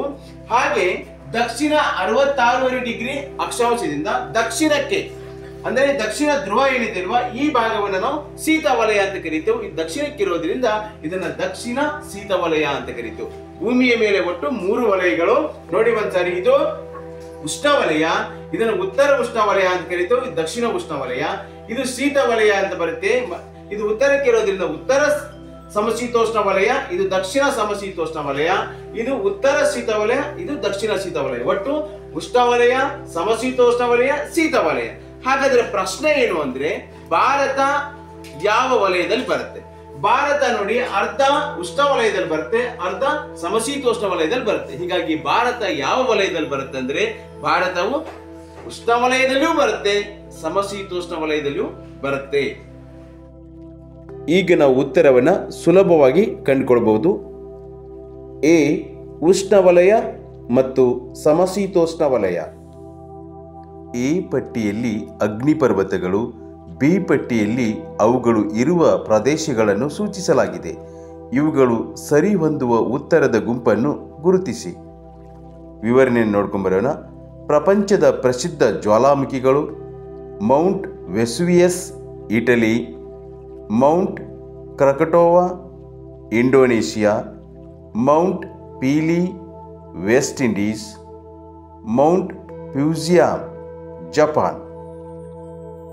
ಈಗ ಎ ಪಟ್ಟಿಯಲ್ಲಿರುವ ವಿಷಯಗಳನ್ನು ಬಿ ಪಟ್ಟಿಯಲ್ಲಿರುವ ವಿಷಯಗಳೊಂದಿಗೆ ಹೊಂದಿಸೋಣ. Vesuvius Italy, Krakatoa Indonesia, Mount Pelee West Indies, Fujiyama Japan. ಈಗ ಎ ಪಟ್ಟಿಯಲ್ಲಿರುವ ವಿಷಯಗಳನ್ನು ಬಿ ಪಟ್ಟಿಯಲ್ಲಿರುವ ವಿಷಯಗಳೊಂದಿಗೆ ಸರಿಯಾಗಿ ಹೊಂದಿಸಲಾಗಿದೆ. ಈಗ ಉತ್ತರವನ್ನು ನಾವು ಸುಲಭವಾಗಿ ಆಯ್ಕೆ ಮಾಡಿಕೊಳ್ಬೋದು. A, option A is right answer. ಹಣದ ಪ್ರತಿಫಲಕ್ಕಾಗಿ ಮಾಡುವ ದೈಹಿಕ ಮತ್ತು ಬೌದ್ಧಿಕ ಕೆಲಸಕ್ಕೆ ಇರುವ ಮತ್ತೊಂದು ಹೆಸರು ಉತ್ಪಾದನೆ, ಶ್ರಮ, ಲಾಭ, ನಷ್ಟ. ವಿವರಣೆಯನ್ನು ನೋಡ್ಕೊಂಬರೋಣ. ಸರಕುಗಳನ್ನು ಕೊಳ್ಳುವ ಬಯಕೆಯೊಂದಿಗೆ ಕೊಳ್ಳುವ ಶಕ್ತಿ ಮತ್ತು ಕೊಳ್ಳುವ ಮನಸ್ಸಿದ್ದರೆ ಅದನ್ನು ಬೇಡಿಕೆ ಎನ್ನುವರು. ಮಾರುಕಟ್ಟೆಯಲ್ಲಿ ಲಭ್ಯವಿರುವ ಬೆಲೆಗೆ ಮಾರಾಟ ಮಾಡಲು ಸಿದ್ಧವಾಗಿರುವ ಸರಕು ಸೇವೆಗಳನ್ನು ಪೂರೈಕೆ ಎನ್ನುವರು. ಉತ್ಪಾದನಾಂಗಗಳಾದ ಭೂಮಿ, ಶ್ರಮ, ಬಂಡವಾಳ ಮತ್ತು ಸಂಘಟನೆಗಳಿಗೆ ಕ್ರಮವಾಗಿ ಗೇಣಿ, ಕೂಲಿ, ಬಡ್ಡಿ ಮತ್ತು ಲಾಭಗಳನ್ನು ಹಂಚುವುದನ್ನು ವಿತರಣೆ ಎನ್ನುವರು. ಹಣದ ಪ್ರತಿಫಲಕ್ಕಾಗಿ ಮಾಡುವ ದೈಹಿಕ ಮತ್ತು ಬೌದ್ಧಿಕ ಕೆಲಸಕ್ಕೆ ಶ್ರಮ ಎನ್ನುವರು. ಈಗ ಉತ್ತರವನ್ನು ನಾವು ಸುಲಭವಾಗಿ ಕಂಡುಕೊಳ್ಬೋದು. ಬಿ, ಶ್ರಮ. ಉತ್ಪಾದನಾ ಚಟುವಟಿಕೆಯಲ್ಲಿ ಸಂಘಟನೆಕಾರ, ಕಾರ್ಮಿಕ, ವ್ಯವಸ್ಥಾಪಕ, ಉದ್ಯಮ ಸಾಹಸಿ, ಪ್ರವರ್ತಕ ಇವರೆಲ್ಲರೂ ಸೇರಿ ಆಗುವುದು ಭೌತಿಕ ಬಂಡವಾಳ, ಕಚ್ಚಾ ವಸ್ತು ಬಂಡವಾಳ, ಮಾನವ ಬಂಡವಾಳ, ವಿತರಣೆ ಬಂಡವಾಳ. ಸಿ, ಮಾನವ ಬಂಡವಾಳ. ಒಂದು ದೇಶವು ತನ್ನ ಬಳಕೆಗಾಗಿ ಬೇರೆ ದೇಶದಿಂದ ಸರಕುಗಳನ್ನು ಕೊಳ್ಳುತ್ತದೆ. ಈ ಪ್ರಕ್ರಿಯೆಯನ್ನು ತಿಳಿಸುವ ಪದ ರಫ್ತು, ಆಮದು, ಚಿಲ್ಲರೆ ವ್ಯಾಪಾರ, ಪುನರ್ರಫ್ತು. ಇಲ್ಲಿ ಉತ್ತರವನ್ನು ನೋಡೋಕ್ಕಿಂತ ಪೂರ್ವದಲ್ಲಿ ವಿವರಣೆಯನ್ನು ನೋಡ್ಕೊಂಬರೋಣ. ಒಂದು ದೇಶವು ತನ್ನ ಬಳಕೆಗಾಗಿ ಬೇರೆ ದೇಶದಿಂದ ಸರಕನ್ನು ಕೊಳ್ಳುವುದನ್ನು ಆಮದು ಎನ್ನುವರು. ಒಂದು ದೇಶವು ಸರಕುಗಳನ್ನು ಬೇರೆ ರಾಷ್ಟ್ರಕ್ಕೆ ಮಾರುವುದನ್ನು ರಫ್ತು ಎನ್ನುವರು. ಒಂದು ರಾಷ್ಟ್ರವು ಇನ್ನೊಂದು ರಾಷ್ಟ್ರದಿಂದ ಸರಕುಗಳನ್ನು ಖರೀದಿಸಿ ಮತ್ತೊಂದು ರಾಷ್ಟ್ರಕ್ಕೆ ಮಾರುವುದನ್ನು ಪುನರ್ರಫ್ತು ಎನ್ನುವರು. ಪುನರ್ರಫ್ತಿಗೆ ಉದಾಹರಣೆ ಸಿಂಗಾಪುರ. ನಾವು ಉತ್ತರವನ್ನು ಸುಲಭವಾಗಿ ಕಂಡುಕೊಳ್ಬೋದು. ಆಮದು. ಬಿ, ಆಮದು. ಉದ್ಯೋಗಪತಿ ಎಂಬ ಪದಕ್ಕೆ ಸರಿಹೊಂದುವ ಹೇಳಿಕೆ ಜನರನ್ನು ಕೆಲಸಕ್ಕಾಗಿ ಸೇರಿಸಿಕೊಳ್ಳುವವನು, ತನಗೆ ನಿರ್ವಹಿಸಿದ ಕೆಲಸವನ್ನು ಮಾಡುವವನು, ಯಾವುದೇ ಬಗೆಯ ಕೆಲಸದಲ್ಲಿ ತೊಡಗದೇ ಇರುವವನು, ಕೂಲಿ ಪಡೆಯುವವನು. ಇಲ್ಲಿ ವಿವರಣೆಯನ್ನು ನೋಡ್ಕೊಂಬರೋಣ. ಪ್ರಾಥಮಿಕ ವಲಯದಲ್ಲಿ ಬರುವ ಉದ್ಯೋಗಗಳು ಕೃಷಿ, ಪಶುಪಾಲನೆ, ಅರಣ್ಯಗಳು, ಮೀನುಗಾರಿಕೆ, ಗಣಿಗಾರಿಕೆ ಇತ್ಯಾದಿ. ದ್ವಿತೀಯ ವಲಯದಲ್ಲಿ ಬರುವ ಉದ್ಯೋಗಗಳು ಕೈಗಾರಿಕೆಗಳು, ಕಟ್ಟಡ ನಿರ್ಮಾಣ, ವಿದ್ಯುತ್ ಉತ್ಪಾದನೆ ಇತ್ಯಾದಿ. ತೃತೀಯ ವಲಯದಲ್ಲಿ ಬರುವ ಉದ್ಯೋಗಗಳು, ತೃತೀಯ ವಲಯವನ್ನು ಸೇವಾ ವಲಯ ಅಂತಲೂ ಕೂಡ ಕರೀತಾರೆ. ಶಿಕ್ಷಣ, ಸಾರಿಗೆ, ಸಂಪರ್ಕ, ಉಗ್ರಾಣಗಳು, ಪ್ರವಾಸೋದ್ಯಮ, ಹೋಟೆಲ್, ರೆಸ್ಟೋರೆಂಟ್, ವಿಮೆ, ರಿಯಲ್ ಎಸ್ಟೇಟ್, ವ್ಯವಹಾರ ಸೇವೆಗಳು, ಬ್ಯಾಂಕು ಇತ್ಯಾದಿ. ಈ ಪ್ರಶ್ನೆಗೆ ಉತ್ತರವನ್ನು ನೋಡೋಣ. ಎ, ಜನರನ್ನು ಕೆಲಸಕ್ಕಾಗಿ ಸೇರಿಸಿಕೊಳ್ಳುವವನು.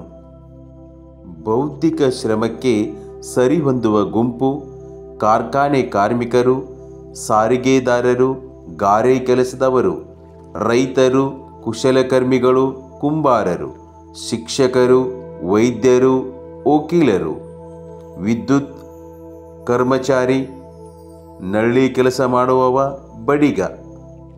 ವಿವರಣೆಯನ್ನು ನೋಡ್ಕೊಂಬರೋಣ. ದೈಹಿಕ ಶ್ರಮಕ್ಕೆ ಉದಾಹರಣೆ ಅಗಿಯುವುದು, ಊಳುವುದು, ಭಾರವನ್ನು ಹೊರುವುದು, ಯಂತ್ರಗಳ ನಡೆಸುವುದು, ಕೃಷಿ ಕಾರ್ಮಿಕರು, ಕೂಲಿ ಕಾರ್ಮಿಕರು, ಕೈಗಾರಿಕಾ ಕಾರ್ಮಿಕರು ಇತ್ಯಾದಿ. ಬೌದ್ಧಿಕ ಶ್ರಮಕ್ಕೆ ಉದಾಹರಣೆ ಅಧ್ಯಾಪಕ, ವಿಜ್ಞಾನಿ, ನ್ಯಾಯವಾದಿ, ಕಾರ್ಕೂನ, ಶಿಕ್ಷಕ, ಪೊಲೀಸ ಇತ್ಯಾದಿ. ಈಗ ಈ ಪ್ರಶ್ನೆಗೆ ಉತ್ತರನ ಸುಲಭವಾಗಿ ಕಂಡುಕೊಳ್ಬೋದು. ಸಿ ಶಿಕ್ಷಕರು, ವೈದ್ಯರು, ವಕೀಲರು.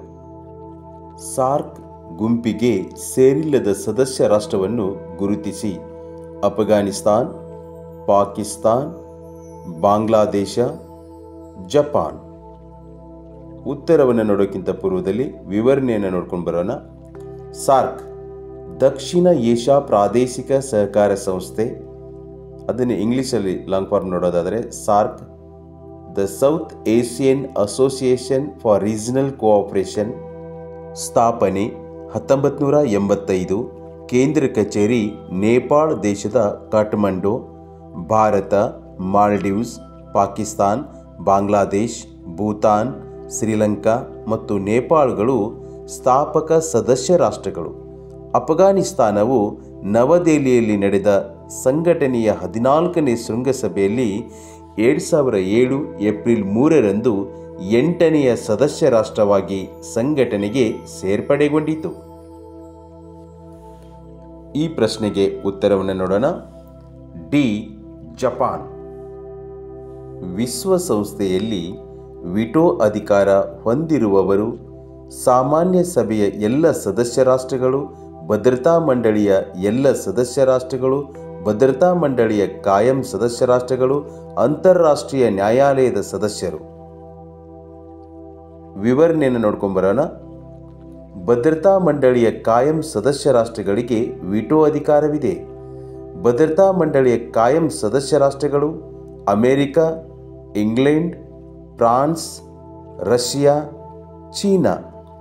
ನಿಷೇಧಾತ್ಮಕ ಮತ ಚಲಾಯಿಸುವ ವಿಶೇಷ ಅಧಿಕಾರವನ್ನು ವಿಟೋ ಅಧಿಕಾರ ಎನ್ನುವರು. ಈ ಪ್ರಶ್ನೆಗೆ ಉತ್ತರವನ್ನು ನೋಡೋಣ. ಸಿ ಭದ್ರತಾ ಮಂಡಳಿಯ ಕಾಯಂ ಸದಸ್ಯರು. ಕೆಳಗಿನ ಯಾವ ಒಂದು ಸಂದರ್ಭವು ಗ್ರಾಹಕನು ಗ್ರಾಹಕ ನ್ಯಾಯಾಲಯದಲ್ಲಿ ದೂರನ್ನು ಸಲ್ಲಿಸಲು ಅವಕಾಶ ಮಾಡಿಕೊಡುತ್ತದೆ? ಗ್ರಾಹಕನಿಗೆ ತಾನು ಪಾವತಿಸಿದ ಹಣಕ್ಕೆ ಅನುಗುಣವಾಗಿ ಸೂಕ್ತ ಸೇವೆ ಅಥವಾ ವಸ್ತುಗಳು ದೊರೆಯದೇ ಇರುವುದು, ಸಿವಿಲ್ ನ್ಯಾಯಾಲಯದಲ್ಲಿ ಗ್ರಾಹಕನ ದೂರನ್ನು ಅಂಗೀಕರಿಸದಿರುವುದು, ಮಾರಾಟ ಮಾಡುವವನು ಗ್ರಾಹಕರಿಗೆ ಹಣ ಸಂದಾಯ ವರದಿ ನೀಡದಿರುವುದು, ಸಿವಿಲ್ ನ್ಯಾಯಾಲಯ ನೀಡಿದ ತೀರ್ಪು ಗ್ರಾಹಕನಿಗೆ ಒಪ್ಪಿಗೆ ಆಗದಿರುವಾಗ. ವಿವರಣೆಯನ್ನು ನೋಡ್ಕೊಂಡು ಬರೋಣ. ಗ್ರಾಹಕ ಸಂರಕ್ಷಣಾ ಕಾಯ್ದೆ 1986. ಈಗ ಒಬ್ಬ ಗ್ರಾಹಕನು ದೂರನ್ನು ಸಲ್ಲಿಸಬೇಕಾದ್ರೆ ಜಿಲ್ಲಾ ಆಯೋಗ, ರಾಜ್ಯ ಆಯೋಗ, ರಾಷ್ಟ್ರೀಯ ಆಯೋಗಕ್ಕೆ ಸಲ್ಲಿಸ್ಬೋದು. ಜಿಲ್ಲಾ ಆಯೋಗಕ್ಕೆ 1 ಕೋಟಿಗಿಂತ ಕಡಿಮೆ, ಅಂದರೆ 1 ಕೋಟಿಗಿಂತ ಕಡಿಮೆಯ ಒಂದು ವ್ಯವಹಾರ ನಷ್ಟ ಆಗಿತ್ತು ಅಂದರೆ ಜಿಲ್ಲಾ ಆಯೋಗಕ್ಕೆ ದೂರನ್ನು ಸಲ್ಲಿಸಬೇಕು. 1 ಕೋಟಿಯಿಂದ 10 ಕೋಟಿಯ ಒಂದು ನಷ್ಟ ಆಗಿದ್ದರೆ ರಾಜ್ಯ ಆಯೋಗಕ್ಕೆ ದೂರನ್ನು ಸಲ್ಲಿಸಬೇಕು. 10 ಕೋಟಿಗಿಂತ ಹೆಚ್ಚಿದ್ದರೆ ರಾಷ್ಟ್ರೀಯ ಆಯೋಗಕ್ಕೆ ದೂರನ್ನು ಸಲ್ಲಿಸಬೇಕು. ಅಮೆರಿಕದ ಅಧ್ಯಕ್ಷರಾಗಿದ್ದ ಜಾನ್ ಎಫ್ ಕೆನೆಡಿ ಅವರು ಅಲ್ಲಿನ ನಾಗರಿಕರಿಗೆ ಸಂರಕ್ಷತೆ, ಮಾಹಿತಿ, ನಿವೇದನೆ ಮತ್ತು ಪರಿಹಾರ ಎಂಬ 4 ಹಕ್ಕುಗಳನ್ನು ನೀಡುವ ವಿಧೇಯಕವನ್ನು 1962 ಮಾರ್ಚ್ 15ರಂದು ಅಂಗೀಕರಿಸಿದರು. ಈ ಕಾರಣದಿಂದ ಪ್ರತಿ ವರ್ಷ ಮಾರ್ಚ್ 15ನ್ನು ವಿಶ್ವ ಗ್ರಾಹಕರ ದಿನವನ್ನಾಗಿ ಆಚರಿಸುತ್ತಾರೆ. ಈಗ ಈ ಪ್ರಶ್ನೆಗೆ ಉತ್ತರವನ್ನು ನೋಡೋಣ. ಎ ಗ್ರಾಹಕನಿಗೆ ತಾನು ಪಾವತಿಸಿದ ಹಣಕ್ಕೆ ಅನುಗುಣವಾಗಿ ಸೂಕ್ತ ಸೇವೆ ಅಥವಾ ವಸ್ತುಗಳು ದೊರೆಯದೇ ಇರುವುದು. ನಾನು ಭಾರತದಲ್ಲಿ ಜನಿಸಿರುತ್ತೇನೆ. ನನ್ನ ತಂದೆ ಹಾಗೂ ತಾಯಿ ಭಾರತೀಯರು. ನಾನು ಭಾರತದ ಪೌರನಾಗಿರುತ್ತೇನೆ. ನಾನು ಭಾರತದ ಪೌರತ್ವವನ್ನು ಈ ಕೆಳಗಿನ ಯಾವ ಒಂದು ವಿಧಾನದ ಮೂಲಕ ಪಡೆದಿರುತ್ತೇನೆ? ನೋಂದಣಿ ಪೌರತ್ವ, ಜನ್ಮದತ್ತ ಪೌರತ್ವ, ನೂತನ ಭೂಪ್ರದೇಶದ ಸೇರ್ಪಡೆಯಿಂದ ಪೌರತ್ವ, ರಕ್ತ ಸಂಬಂಧ ಅಥವಾ ಆನುವಂಶಿಕ ಪೌರತ್ವ. ವಿವರಣೆಯನ್ನು ನೋಡ್ಕೊಂಡು ಬರೋಣ. ಪೌರತ್ವ ಕಾಯ್ದೆ 1955. ಭಾರತದಲ್ಲಿ ಪೌರತ್ವ ಪಡೆಯುವ ವಿಧಾನಗಳು ಒಟ್ಟು 5 ವಿಧಾನಗಳಿವೆ. ಜನ್ಮದತ್ತ ಪೌರತ್ವ ಭಾರತದಲ್ಲಿ 26 ಜನವರಿ 1950ರಿಂದ ಜನ್ಮ ಪಡೆದಿರುವ ಪ್ರತಿಯೊಬ್ಬ ವ್ಯಕ್ತಿಯೂ ಭಾರತದ ಪೌರನಾಗುತ್ತಾನೆ. ಭಾರತದ ಪೌರನಾಗುತ್ತಾನೆ. ಅವನ ತಂದೆ ಅಥವಾ ತಾಯಿ ಭಾರತೀಯ ಪೌರನಾಗಿರಬೇಕು. ನೆಕ್ಸ್ಟ್ 2ನೇದ್ದು ರಕ್ತ ಸಂಬಂಧ ಪೌರತ್ವ. 26 ಜನವರಿ 1950 ನಂತರ ಒಬ್ಬ ವ್ಯಕ್ತಿ ವಿದೇಶದಲ್ಲಿ ಜನಿಸುತ್ತಾನೆ. ಅವನ ತಂದೆ ಅಥವಾ ತಾಯಿ ಭಾರತೀಯ ಪೌರನಾಗಿದ್ದರೆ ಅವನು ಕೂಡ ಭಾರತದ ಪೌರತ್ವ ಪಡೆಯಬಹುದು. ನೋಂದಣಿ ಪೌರತ್ವ. 3ನೇದ್ದು ಪೌರತ್ವ ಕಾಯ್ದೆಯ ಪ್ರಕಾರ ನೋಂದಣಿ ಮಾಡಿಕೊಂಡು ಭಾರತದ ಪೌರತ್ವವನ್ನು ಪಡೆಯಬಹುದು. 4ನೇದಾಗಿ ಸಹಜೀಕೃತ ಪೌರತ್ವ. ಭಾರತದ ರಾಷ್ಟ್ರಪತಿಗಳಿಗೆ ಅರ್ಜಿ ಸಲ್ಲಿಸಿ ಪೌರತ್ವವನ್ನು ಪಡೆಯಬಹುದು. ಭಾರತದಲ್ಲಿ ಕನಿಷ್ಠ 5 ವರ್ಷಗಳ ಕಾಲ ವಾಸವಾಗಿರಬೇಕು. ಅಂದರೆ ರಾಷ್ಟ್ರಪತಿಗಳಿಗೆ ನೀವು ಅರ್ಜಿ ಸಲ್ಲಿಸಬೇಕು ಅಂದರೆ ವಿದೇಶಿಗರು ಇಲ್ಲಿ ಭಾರತದಲ್ಲಿ ನೆಲೆಸಿ 5 ವರ್ಷಗಳಾಗಿರಬೇಕು. ನೆಕ್ಸ್ಟ್ 5ನೇದು ನೂತನ ಭೂಪ್ರದೇಶದ ಸೇರ್ಪಡೆಯಿಂದ ಪೌರತ್ವ. ಯಾವುದಾದರೂ ನೂತನ ಭೂಪ್ರದೇಶ ಭಾರತದ ಭೂಪ್ರದೇಶಕ್ಕೆ ಸೇರ್ಪಡೆಯಾದರೆ ಅಲ್ಲಿನ ಜನರು ಭಾರತದ ಪೌರತ್ವ ಪಡೆಯುತ್ತಾರೆ. ಈಗ ಈ ಪ್ರಶ್ನೆಗೆ ಉತ್ತರವನ್ನು ನೋಡೋಣ. ಬಿ, ಜನ್ಮದತ್ತ ಪೌರತ್ವ. ಅರಿಸ್ಟಾಟಲ್ಗೆ ರಾಜ್ಯಶಾಸ್ತ್ರದ ಪಿತಾಮಹ ಎಂದು ಗೌರವ ನೀಡಲಾಗಿದೆ, ಏಕೆಂದರೆ ರಾಜ್ಯಶಾಸ್ತ್ರ ಅಧ್ಯಯನವನ್ನು ಕ್ರಮಬದ್ಧಗೊಳಿಸಿ ಅದರ ಬೆಳವಣಿಗೆ ಹಾಗೂ ಅಭಿವೃದ್ಧಿಗೆ ಮಹತ್ತರ ಕೊಡುಗೆ ನೀಡಿರುತ್ತಾರೆ. ಸಾಕ್ರಟೀಸ್ನ ಶಿಷ್ಯರಾದ ಪ್ಲೇಟೋವಿನ ಶಿಷ್ಯರಾಗಿರುತ್ತಾರೆ. ರಾಜ್ಯಶಾಸ್ತ್ರವನ್ನು ಕುರಿತು ಪಾಲಿಟಿಕ್ಸ್ ಎಂಬ ಕೃತಿಯನ್ನು ರಚಿಸಿರುತ್ತಾರೆ. ತನ್ನ ರಿಪಬ್ಲಿಕ್ ಎಂಬ ಮಹಾಕೃತಿಯಲ್ಲಿ ರಾಜ್ಯ ಮತ್ತು ಸರ್ಕಾರದ ಸ್ವರೂಪ ಮತ್ತು ಕರ್ತವ್ಯಗಳ ಬಗ್ಗೆ ಚರ್ಚಿಸಿದ್ದಾರೆ. ವಿವರಣೆಯನ್ನು ನೋಡ್ಕೊಂಡು ಬರೋಣ.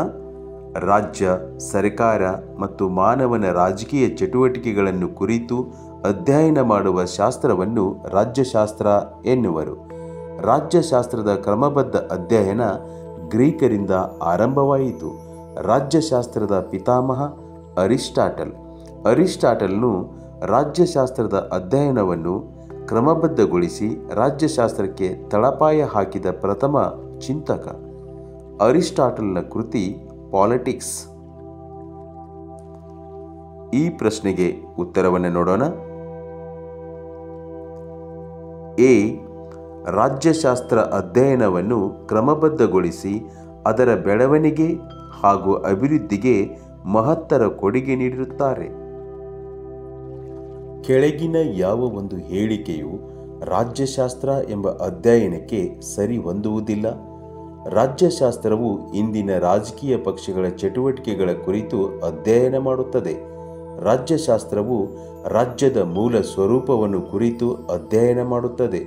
ರಾಜ್ಯಶಾಸ್ತ್ರವು ರಾಜ್ಯದ ಬೆಳವಣಿಗೆಯ ಕುರಿತು ಅಧ್ಯಯನ ಮಾಡುತ್ತದೆ. ರಾಜ್ಯಶಾಸ್ತ್ರವು ರಾಜ್ಯದ ಕಾರ್ಯವ್ಯಾಪ್ತಿ, ಪೌರರ ಹಕ್ಕು, ಬಾಧ್ಯತೆಗಳನ್ನು ಕುರಿತು ಅಧ್ಯಯನ ಮಾಡುತ್ತದೆ. ವಿವರಣೆಯನ್ನು ನೋಡೋಣ. ರಾಜ್ಯಶಾಸ್ತ್ರವು ರಾಜ್ಯದ ಮೂಲ, ಬೆಳವಣಿಗೆ, ಸ್ವರೂಪ, ಆಡಳಿತ ಪದ್ಧತಿ, ರಾಜ್ಯದ ಕಾರ್ಯವ್ಯಾಪ್ತಿ, ಪೌರರ ಹಕ್ಕು, ಬಾಧ್ಯತೆಗಳು ಮುಂತಾದ ವಿಷಯಗಳನ್ನು ಅಧ್ಯಯನ ಮಾಡುತ್ತದೆ. ಈಗ ಈ ಪ್ರಶ್ನೆಗೆ ಉತ್ತರವನ್ನು ನೋಡೋಣ.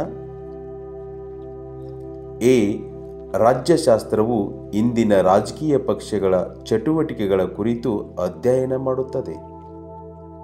ರಾಷ್ಟ್ರದ ಪೌರರು ಮೂಲಭೂತ ಕರ್ತವ್ಯಗಳನ್ನು ನಿರ್ವಹಿಸಬೇಕು, ಏಕೆಂದರೆ ಮೂಲಭೂತ ಹಕ್ಕುಗಳನ್ನು ಅನುಭೋಗಿಸಲು ಅವರಿಗೆ ಸಹಾಯ ಮಾಡುತ್ತದೆ. ಅವರ ಸಮುದಾಯ, ರಾಷ್ಟ್ರ ಮತ್ತು ಸ್ವಂತ ಪ್ರಗತಿಗೆ ಇವು ಸಹಾಯ ಮಾಡುತ್ತವೆ. ರಾಜಕೀಯ ಹಕ್ಕುಗಳನ್ನು ಅವರು ಅನುಭೋಗಿಸಲು ಇವು ಸಹಾಯ ಮಾಡುತ್ತವೆ. ಭಾರತದ ಯಾವುದೇ ಭಾಗದಲ್ಲಿ ಅವರು ನೆಲೆಸಲು ಇವು ಸಹಾಯ ಮಾಡುತ್ತವೆ. ವಿವರಣೆಯನ್ನು ನೋಡ್ಕೊಂಬರೋಣ. ಸರ್ದಾರ್ ಸ್ವರ್ಣ ಸಿಂಗ್ ಸಮಿತಿಯ ಶಿಫಾರಸಿನ ಆಧಾರದ ಮೇಲೆ 1976ರಲ್ಲಿ 42ನೇ ತಿದ್ದುಪಡಿ ಮೂಲಕ 10 ಮೂಲಭೂತ ಕರ್ತವ್ಯಗಳನ್ನು ಸೇರ್ಪಡೆ ಮಾಡಲಾಯಿತು. ಈ ಕರ್ತವ್ಯಗಳನ್ನು ರಷ್ಯಾ ಸಂವಿಧಾನದಿಂದ ಎರವಲು ಪಡೆಯಲಾಗಿದೆ. 2002ರಲ್ಲಿ 86ನೇ ತಿದ್ದುಪಡಿ ಮೂಲಕ 11ನೇ ಕರ್ತವ್ಯವನ್ನು ಸೇರಿಸಲಾಯಿತು. ಸಂವಿಧಾನದ 4A ಭಾಗದಲ್ಲಿರುವ 51A ದಿಂದ 51K ವಿಧಿಗಳಲ್ಲಿ 11 ಮೂಲಭೂತ ಕರ್ತವ್ಯಗಳನ್ನು ಕಾಣಬಹುದು. 51A ಸಂವಿಧಾನ, ರಾಷ್ಟ್ರಗೀತೆ, ರಾಷ್ಟ್ರಧ್ವಜವನ್ನು ಗೌರವಿಸುವುದು. 51 ಸ್ವಾತಂತ್ರ್ಯ ಸಂಗ್ರಾಮದ ಧ್ಯೇಯಗಳನ್ನು ಗೌರವಿಸುವುದು. 51 ಭಾರತದ ಸಮಗ್ರತೆಯನ್ನು ಕಾಪಾಡುವುದು. 51 ದೇಶವನ್ನು ರಕ್ಷಿಸುವುದು. 51 ದೇಶದಲ್ಲಿ ಭ್ರಾತೃತ್ವ ಮನೋಭಾವ ಹೊಂದುವುದು. 51 ದೇಶದ ಸಂಸ್ಕೃತಿ ಪರಂಪರೆ ಗೌರವಿಸುವುದು ಮತ್ತು ರಕ್ಷಿಸುವುದು. 51 ದೇಶದ ಪರಿಸರ ಸಂರಕ್ಷಿಸುವುದು. 51 ವೈಜ್ಞಾನಿಕ ಮನೋಭಾವ ಬೆಳೆಸುವುದು. 51 ಸಾರ್ವಜನಿಕ ಸ್ವತ್ತನ್ನು ರಕ್ಷಿಸುವುದು. 51 ರಾಷ್ಟ್ರವನ್ನು ಪ್ರತಿನಿಧಿಸುವುದು. 51 6 ರಿಂದ 14 ವರ್ಷದ ಮಕ್ಕಳಿಗೆ ಪೋಷಕರು ಶಿಕ್ಷಣ ನೀಡುವ ಕರ್ತವ್ಯ. ಈ ಪ್ರಶ್ನೆಗೆ ಉತ್ತರವನ್ನು ನೋಡೋಣ. ಬಿ, ಅವರ ಸಮುದಾಯ, ರಾಷ್ಟ್ರ ಮತ್ತು ಸ್ವಂತ ಪ್ರಗತಿಗೆ ಇವು ಸಹಾಯ ಮಾಡುತ್ತವೆ. ರಾಜ್ಯಶಾಸ್ತ್ರದ ಜ್ಞಾನವು ಉತ್ತಮ ನಾಯಕರು ಹಾಗೂ ನೌಕರರಿಗೆ ಹೆಚ್ಚು ಉಪಯೋಗಕಾರಿ, ಏಕೆಂದರೆ ಜನರ ಸಮಸ್ಯೆಗಳನ್ನು ತಿಳಿದು ಪರಿಣಾಮಕಾರಿಯಾದ ಪರಿಹಾರ ಕ್ರಮಗಳನ್ನು ಅನುಸರಿಸಲು ಇದು ಸಹಾಯಕವಾಗುತ್ತದೆ. ಸ್ವತಂತ್ರ ರಾಜಕೀಯ ಪಕ್ಷವನ್ನು ಕಟ್ಟಲು ಇದು ಸಹಾಯಕವಾಗುತ್ತದೆ. ಸಾರ್ವಜನಿಕ ಭಾಷಣಗಳನ್ನು ಮಾಡಲು ಇದು ಸಹಾಯಕವಾಗುತ್ತದೆ. ಇತರೆ ರಾಷ್ಟ್ರಗಳ ಆರ್ಥಿಕ ನೀತಿಗಳನ್ನು ಅರ್ಥೈಸಿಕೊಳ್ಳಲು ಇದು ಸಹಾಯಕವಾಗುತ್ತದೆ. ವಿವರಣೆಯನ್ನು ನೋಡ್ಕೊಂಡು ಬರೋಣ. ರಾಜ್ಯಶಾಸ್ತ್ರ ಅಧ್ಯಯನದ ಪ್ರಯೋಜನಗಳು. ಇದು ರಾಜ್ಯದ ಉಗಮ ಮತ್ತು ಬೆಳವಣಿಗೆ ಬಗ್ಗೆ ತಿಳಿಸುತ್ತದೆ. ಇದು ಶಾಸಕಾಂಗ, ಕಾರ್ಯಾಂಗ ಮತ್ತು ನ್ಯಾಯಾಂಗಗಳ ಬಗ್ಗೆ ತಿಳಿಸುತ್ತದೆ. ಇದು ಜನರಿಗೆ ರಾಜಕೀಯ ಜ್ಞಾನ ನೀಡುತ್ತದೆ. ಇದು ರಾಜಕಾರಣಿಗಳಿಗೆ ಮತ್ತು ಸಮಾಜ ಸೇವಕರಿಗೆ ಸಹಾಯಕ. ಇದು ಉತ್ತಮ ನಾಗರಿಕರನ್ನು ಸೃಷ್ಟಿಸುತ್ತದೆ. ಇದು ಅಂತಾರಾಷ್ಟ್ರೀಯ ಸಂಬಂಧಗಳ ಬಗ್ಗೆ ತಿಳಿಸುತ್ತದೆ. ಈ ಪ್ರಶ್ನೆಗೆ ಉತ್ತರವನ್ನು ನೋಡೋಣ. ಎ, ಜನರ ಸಮಸ್ಯೆಗಳನ್ನು ತಿಳಿದು ಪರಿಣಾಮಕಾರಿಯಾದ ಪರಿಹಾರ ಕ್ರಮಗಳನ್ನು ಅನುಸರಿಸಲು ಇದು ಸಹಾಯಕವಾಗುತ್ತದೆ. ಭಾರತದಲ್ಲಿ ಯಾವುದೇ ಒಂದು ಧರ್ಮದ ಜನರಿಗೆ ವಿಶೇಷ ಸ್ಥಾನಮಾನವಿರುವುದಿಲ್ಲ. ಎಲ್ಲ ಧರ್ಮಗಳಿಗೂ ಸಮಾನವಾದ ಗೌರವ ಹಾಗೂ ಸ್ಥಾನವನ್ನು ನೀಡಲಾಗಿದೆ. ಇಂತಹ ಒಂದು ಲಕ್ಷಣವನ್ನು ಹೊಂದಿರುವ ರಾಷ್ಟ್ರಕ್ಕೆ ಇರುವ ಮತ್ತೊಂದು ಹೆಸರು ಸಾರ್ವಭೌಮ ರಾಷ್ಟ್ರ, ಗಣರಾಜ್ಯ ರಾಷ್ಟ್ರ, ಜಾತ್ಯತೀತ ರಾಷ್ಟ್ರ, ಸಮಾಜವಾದಿ ರಾಷ್ಟ್ರ. ಈಗ ವಿವರಣೆಯನ್ನು ನೋಡ್ಕೊಂಬರೋಣ. ಒಂದು ರಾಷ್ಟ್ರ ಆಂತರಿಕವಾಗಿ ಮತ್ತು ಬಾಹ್ಯವಾಗಿ ಸ್ವಾತಂತ್ರ್ಯವಾಗಿರುವುದನ್ನೇ ಸಾರ್ವಭೌಮ ಎನ್ನುವರು. ಸಮಾಜವಾದಿ ಪರಿಕಲ್ಪನೆಯನ್ನು ಪ್ರಸ್ತಾವನೆಯಲ್ಲಿ ಸೇರಿಸಲಾಗಿದೆ. ಎಲ್ಲ ಧರ್ಮಗಳನ್ನು ಸಮಾನತೆಯಿಂದ ಕಾಣಬೇಕೆಂಬುದನ್ನು ಪ್ರತಿಪಾದಿಸುವುದೇ ಜಾತ್ಯತೀತತೆ. ರಾಷ್ಟ್ರದ ಮುಖ್ಯಸ್ಥರನ್ನು ನಿಗದಿತ ಅವಧಿಗೆ ಪ್ರಜೆಗಳಿಂದ ಪ್ರತ್ಯಕ್ಷವಾಗಿ ಅಥವಾ ಪರೋಕ್ಷವಾಗಿ ಚುನಾಯಿಸುವ ವ್ಯವಸ್ಥೆಯನ್ನು ಗಣರಾಜ್ಯ ಎನ್ನುವರು. ಅಧಿಕೃತವಾಗಿ ದೊರಕಬೇಕಿರುವುದನ್ನು ಪಡೆದುಕೊಳ್ಳುವುದೇ ನ್ಯಾಯ. ಇತರರ ಹಕ್ಕುಗಳಿಗೆ ಚ್ಯುತಿ ಬಾರದಂತೆ ನಮ್ಮ ಹಕ್ಕುಗಳನ್ನು ನಿರಾತಂಕವಾಗಿ ಅನುಭವಿಸುವುದೇ ಸ್ವಾತಂತ್ರ್ಯ. ಯಾವುದೇ ಧರ್ಮ, ಜಾತಿ, ಲಿಂಗ, ಬಣ್ಣ ಮತ್ತು ವಾಸಸ್ಥಳ ಮುಂತಾದವುಗಳ ಆಧಾರದ ಮೇಲೆ ತಾರತಮ್ಯ ಮಾಡಬಾರದು. ಎಲ್ಲರಲ್ಲಿಯೂ ಸಹೋದರತ್ವ ಭಾವನೆಯನ್ನು ಕಾಣುವುದೇ ಭ್ರಾತೃತ್ವ. ಈ ಪ್ರಶ್ನೆಗೆ ಉತ್ತರವನ್ನು ನೋಡೋಣ. ಸಿ, ಜಾತ್ಯತೀತ ರಾಷ್ಟ್ರ. ಒಂದು ಸಮಾಜದ ಸಂಸ್ಕೃತಿಯು ಮತ್ತೊಂದು ಸಮಾಜದ ಸಂಸ್ಕೃತಿಗಿಂತ ಭಿನ್ನವಾಗಿರುತ್ತದೆ. ಇದಕ್ಕೆ ಕಾರಣವೆಂದರೆ ಸಂಸ್ಕೃತಿಯು ಒಂದು ಪೀಳಿಗೆಯಿಂದ ಮತ್ತೊಂದು ಪೀಳಿಗೆಗೆ ವರ್ಗಾವಣೆಯಾಗುತ್ತದೆ. ರಾಜಕೀಯ ವ್ಯವಸ್ಥೆಯು ರಾಷ್ಟ್ರದಿಂದ ರಾಷ್ಟ್ರಕ್ಕೆ ಬದಲಾಗಿರುತ್ತದೆ. ಭೌಗೋಳಿಕ ರಚನೆ, ಪರಂಪರೆ ಹಾಗೂ ಜನರ ಅಗತ್ಯಗಳು ವ್ಯತ್ಯಾಸವಾಗಿರುತ್ತದೆ. ಆರ್ಥಿಕ ವ್ಯವಸ್ಥೆಯು ರಾಷ್ಟ್ರದಿಂದ ರಾಷ್ಟ್ರಕ್ಕೆ ಬದಲಾಗಿರುತ್ತದೆ. ವಿವರಣೆಯನ್ನು ನೋಡ್ಕೊಂಡು ಬರೋಣ. ಮಾನವ ಸಮಾಜವನ್ನು ವೈಜ್ಞಾನಿಕವಾಗಿ ಕ್ರಮಬದ್ಧವಾಗಿ ಅಧ್ಯಯನ ಮಾಡುವ ಶಾಸ್ತ್ರವನ್ನು ಸಮಾಜಶಾಸ್ತ್ರ ಎನ್ನುವರು. ಮಾನವ ಸಾಮಾಜಿಕ ವ್ಯಕ್ತಿಯಾಗುವ ಪ್ರಕ್ರಿಯೆಯನ್ನು ಸಾಮಾಜೀಕರಣ ಎನ್ನುವರು. ಅಗಸ್ಟ್ ಕಾಮ್ಟೆ, ಈ ಸಮಾಜಶಾಸ್ತ್ರದ ಪಿತಾಮಹ ಯಾರು ಅಂದರೆ ಅಗಸ್ಟ್ ಕಾಮ್ಟೆ. ಅವರು ಫ್ರಾನ್ಸ್ ದೇಶದವರು. ಹರ್ಬರ್ಟ್ ಸ್ಪೆನ್ಸರ್ ಇಂಗ್ಲೆಂಡ್ ದೇಶದವರು. ಮ್ಯಾಕ್ಸ್ ವೆಬರ್ ಜರ್ಮನಿ ದೇಶದವರು. ಕಾರ್ಲ್ ಮಾರ್ಕ್ಸ್ ಜರ್ಮನಿ ದೇಶದವರು. ಎಮಿಲಿ ಡರ್ಕಿಮ್ ಫ್ರಾನ್ಸ್ ದೇಶದವರು. ವ್ಯಕ್ತಿ ಇಲ್ಲದೆ ಸಮಾಜವಿಲ್ಲ, ಸಮಾಜವಿಲ್ಲದೆ ವ್ಯಕ್ತಿ ಇಲ್ಲ. ಮಾನವ ಎಲ್ಲರ ಜೊತೆಯಲ್ಲಿ ಬದುಕಲು ಇಚ್ಛಿಸುತ್ತಾನೆ. ನಮ್ಮೆಲ್ಲರ ವಿಕಾಸ ಮತ್ತು ಬೆಳವಣಿಗೆಗೆ ಸಂಘ ಜೀವನ ಅಗತ್ಯ. ಮಾನವ ಸಮಾಜವನ್ನು ಸಾಮಾಜಿಕ ಸಂಬಂಧಗಳ ಬಲೆ ಎನ್ನಲಾಗಿದೆ. ಈ ಪ್ರಶ್ನೆಗೆ ಉತ್ತರವನ್ನು ನೋಡೋಣ. ಸಿ. ಭೌಗೋಳಿಕ ರಚನೆ, ಪರಂಪರೆ ಹಾಗೂ ಜನರ ಅಗತ್ಯಗಳು ವ್ಯತ್ಯಾಸವಾಗಿರುತ್ತದೆ.